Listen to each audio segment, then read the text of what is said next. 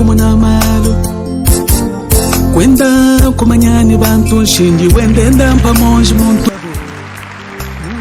chifani cha mawesha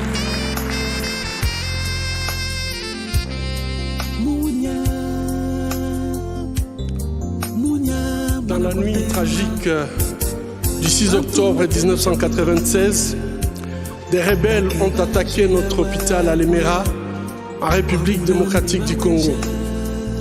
Plus de 30 personnes tuées, les patients abattus dans leur lit, à bout portant, le personnel ne pouvant pas fuir, tué de sang-froid.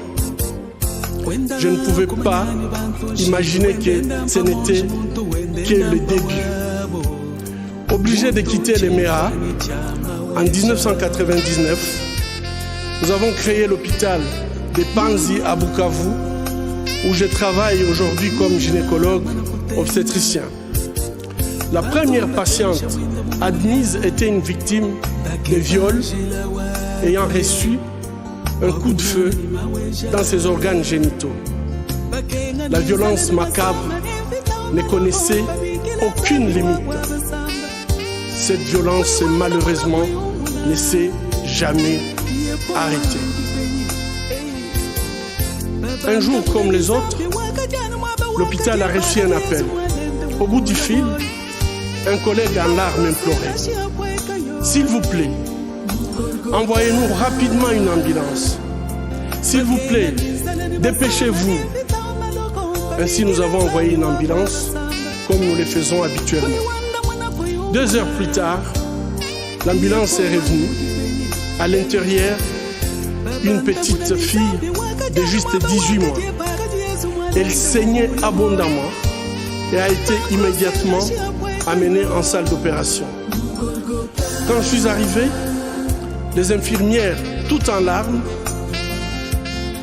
la vessie du nourrisson, son appareil génital, son rectum étaient gravement endommagés par la pénétration d'un adulte.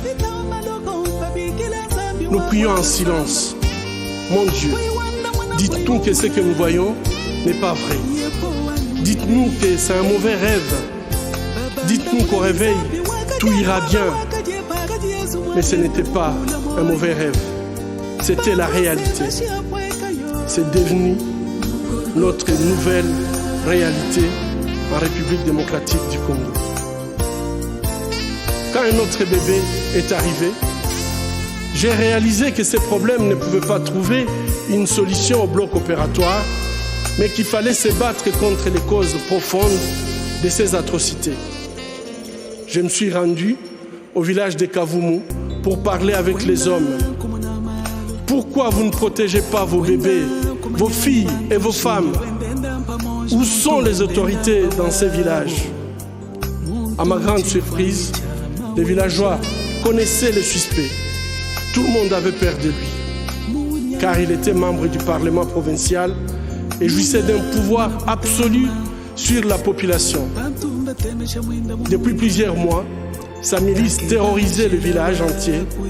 Il avait instillé la peur en tuant un défenseur des droits humains qui avait eu le courage de dénoncer les faits.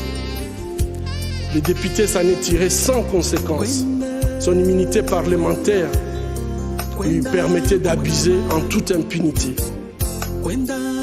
Ces 2 bébés ont été suivis de dizaines d'autres enfants violés. Lorsque la 48e victime est arrivée, nous étions désespérés. Avec d'autres défenseurs des droits humains, nous avons saisi un tribunal militaire. Finalement, ces viols ont été poursuivis et jugés comme crimes contre l'humanité. Les viols des bébés à Kavumu ont cessé, les appels à Panzi aussi. Mais l'avenir psychologique, sexuel et génésique de ces bébés est hypothéqué. Ce qui s'est passé à Kavumu et qui continue aujourd'hui dans de nombreux autres villages au Congo, tels que les viols et les massacres à Beni et au Kasaï, a été rendu possible par l'absence d'un état de droit, l'effondrement de valeurs traditionnelles et le règne de l'impunité, en particulier pour les personnes au pouvoir. Le viol, le massacre, la torture, l'insécurité diffuse, le manque d'éducation créent une spirale de violence sans précédent. Le bilan humain de ces chaos pervers et organisés a été des centaines de milliers de femmes violées, plus de 4 millions de personnes déplacées à l'intérieur du pays et la perte de 6 millions de vies humaines. Imaginez l'équivalent de toute la population de Danemark décimée. Les gardiens de la paix et les experts des Nations Unies n'ont pas été épargnés. Plusieurs ont trouvé la mort dans l'accomplissement de leur mandat. La mission des Nations Unies en République démocratique du Congo reste présente jusqu'à ces jours afin que la situation ne dégénère pas davantage. Nous leur sommes reconnaissants. Cependant, malgré leurs efforts, cette tragédie humaine se poursuit sans que tous les responsables ne soient poursuivis. Seule la lutte contre l'impunité peut briser la spirale de violence. Et nous avons tous le pouvoir de changer le cours de l'histoire lorsque les convictions pour lesquelles nous nous battons sont justes. Vos Majestés, Vos Altesses royales, Excellences, distingués membres du Comité Nobel, chère Madame Nadia Mourad, Mesdames et Messieurs, amis de la paix, c'est au nom du peuple congolais que j'accepte le prix Nobel de la paix. C'est à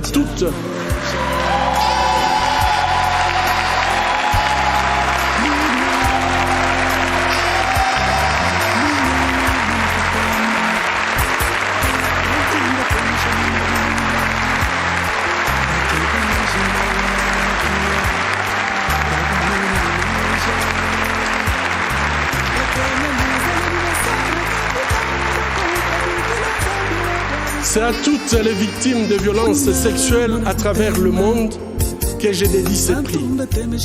C'est avec humilité que je me présente à vous, portant haut la voix des victimes de violences sexuelles dans les conflits et les espoirs de mes compatriotes.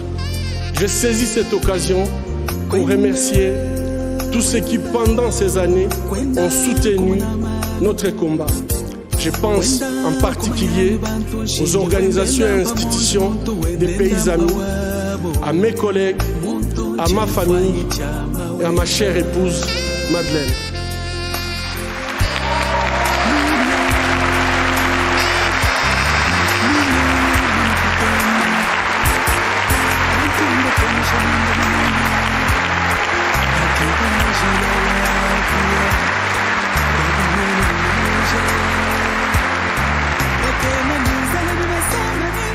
Je m'appelle Denis Mukwege.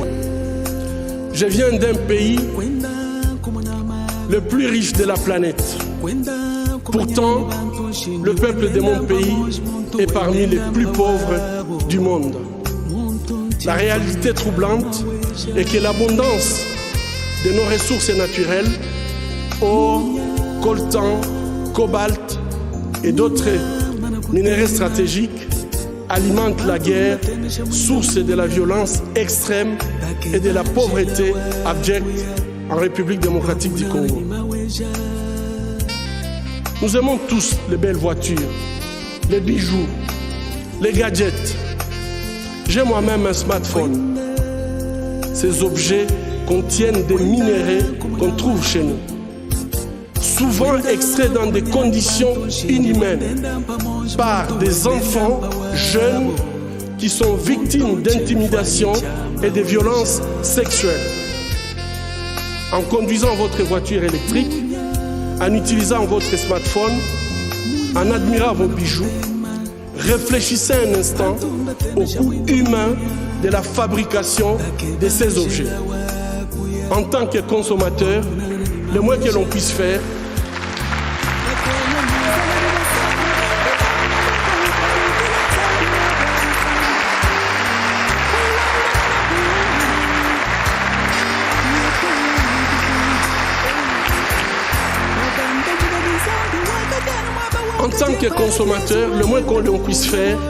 est d'insister que ces produits soient fabriqués dans le respect de la dignité humaine.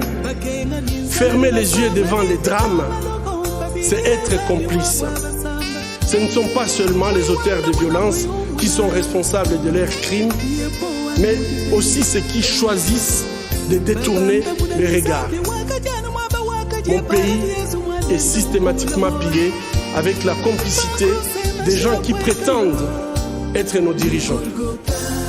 Pillés pour leur pouvoir, pillés pour leurs richesses et leur gloire, pillés aux dépens de millions d'hommes, de femmes et d'enfants innocents, abandonnés dans une misère externe, tandis que les bénéfices de nos minéraux finissent sur les comptes opaques d'une oligarchie prédatrice.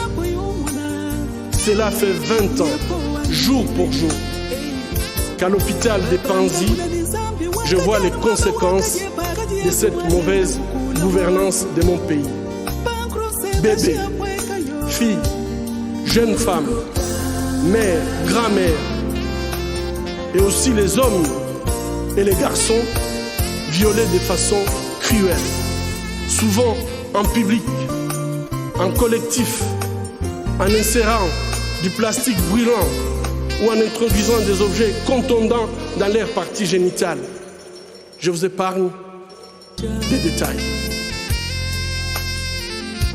Le peuple congolais est humilié, maltraité, massacré depuis plus de 2 décennies au vu et au su de la communauté internationale. Aujourd'hui, grâce aux nouvelles technologies d'information et de la communication, plus personne ne peut dire « je ne savais pas ». Avec ces prix Nobel de la paix, j'appelle le monde à être témoin et je vous exhorte à vous joindre à nous pour mettre fin à cette souffrance qui fait honte à notre humanité commune. Les habitants de mon pays ont désespérément besoin de la paix. Mais comment construire la paix sur des fausses communes? Comment construire la paix sans vérité ni réconciliation? Comment construire la paix sans justice ni réparation? Au moment où je vous parle, un rapport est en train de moisir dans les tiroirs d'un bureau à New York. Il a été rédigé à l'issue d'une enquête professionnelle et rigoureuse sur les crimes de guerre et les violations des droits humains perpétrés au Congo. Cette enquête nomme explicitement des victimes, des lieux, des dates, mais élude les auteurs.